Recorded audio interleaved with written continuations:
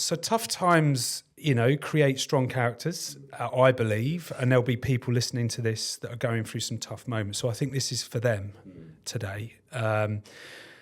Let's go back to the toughest moments at the start. Horrendous. It was very, very tough. You're quite open with me and honest with me, and I did say before we started, look, how honest do you want to go? Yeah. Let's go honest. No, it's horrific. It was some very dark times. I mean, we started June 2018, and you just hemorrhage money. Because it wasn't industry-based, you have this sort of romanticised plan of what you're going to do, and then you go out there and no one's biting at what you're doing. So, because it's different. So you're like, oh, right, okay, this isn't going to plan. It took us a long time to really get any listings going. So the money just hemorrhaging away. And I think it was about 18 months in. And the thing that I tried to do is I tried to get into more conversations with people who were successful in the industry. So Chris Watkin was a big help. I spoke to him on numerous occasions about various things, obviously very content-led in terms of what he does, and him helping you work out how you can differentiate yourself with your marketing. But then, there's no bottomless pit of money to get that message across to people. And sometimes you can lose focus on the core things you do, looking for the quick fix on the Facebook ads and the internet of, do this social media ad and you'll get all these, listings. And we spent hundreds of pounds on pro vows and all this sort of stuff, and it just wasn't paying off. And the thing with one of the big things we did quite early was I tried to get into conversations with yourself, because you'd obviously seen you at the National Estate Agency thing, and I wanted to get your advice on new startups, but all of your team were blocking me a conversation with you because you're that fucking... Somebody else said that. You're that fucking important, yeah. It's like, can I speak to Matt? Oh, he charges £1,000 an hour. You wouldn't be able to speak to him. And like, is he Billy Big Balls? Right, okay. So... Well, I just said, how much what's his revenue? And she said, well, not a lot at the minute. I said, well, just tell him it's £1,000 an hour. In all seriousness, I didn't. But no, it was, and then you had this group thing you're going to set up with agents. So you're looking for small agents, sharing experiences. You're going to put your input, work with them for 6 months, I think it was, and I would first come, first serve, and I was luckily saw the advert straight away, so I put myself in it, and that was a big help, because then I started working with agents with yourself where. They are all businesses that are in various different stages. There were some that were bigger, that were just going nowhere, treading treadmills, or they're going downhill. And there was ones that are trying to build their business. They were a few years in, and obviously I was fairly new in.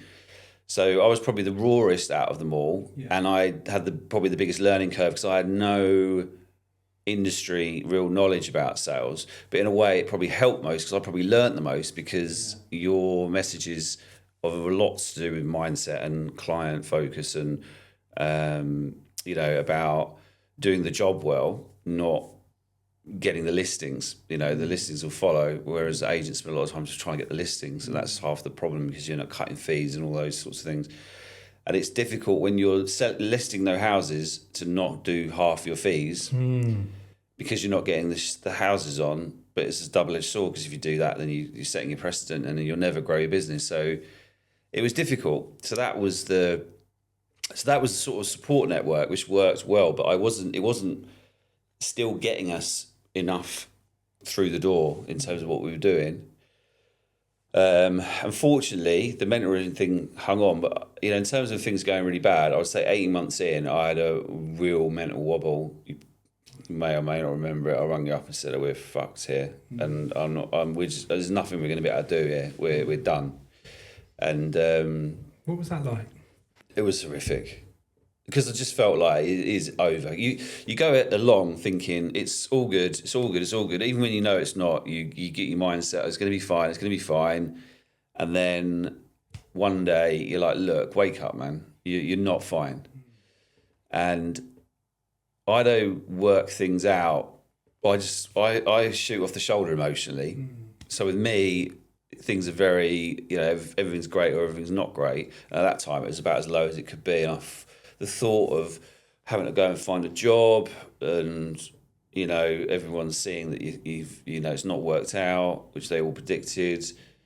And it's just a very lonely place, and it's hard. And I felt more responsibility to Andrew because I pulled him into it. It wasn't like we both sat down and said, let's do this. It was, I rang him and said, we're doing this. And he put a lot of money in as well.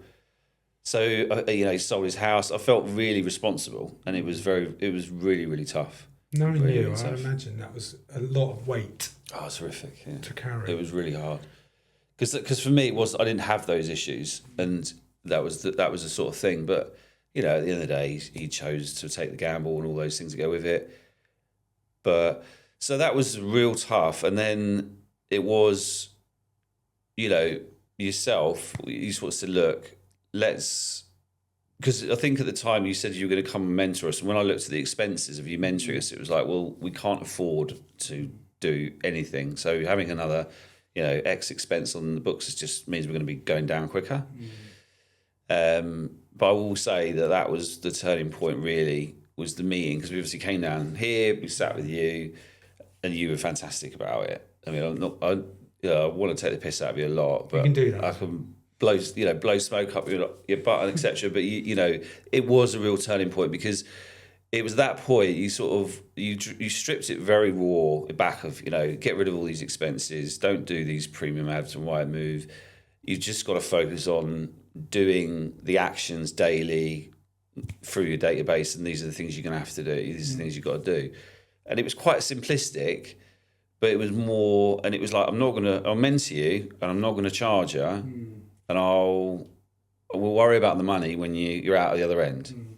So it was almost like you're taking the risk with us. I've forgotten about that. I can't believe I was that generous. I can't believe you. Brutally honest.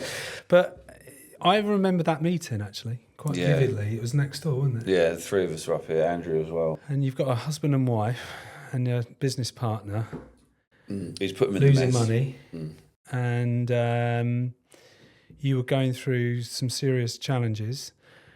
And I think if that done anything that day, and I think if anyone's listening to this, is sometimes you just got to take a step away and almost like zoom down on what you're doing. And that's, let's look at everything, you know, from the costs, the spend, the investments, what are you doing day to day that's actually consistently leading to what you need to be achieving. And it was, I can't remember how many hours we were sat in there.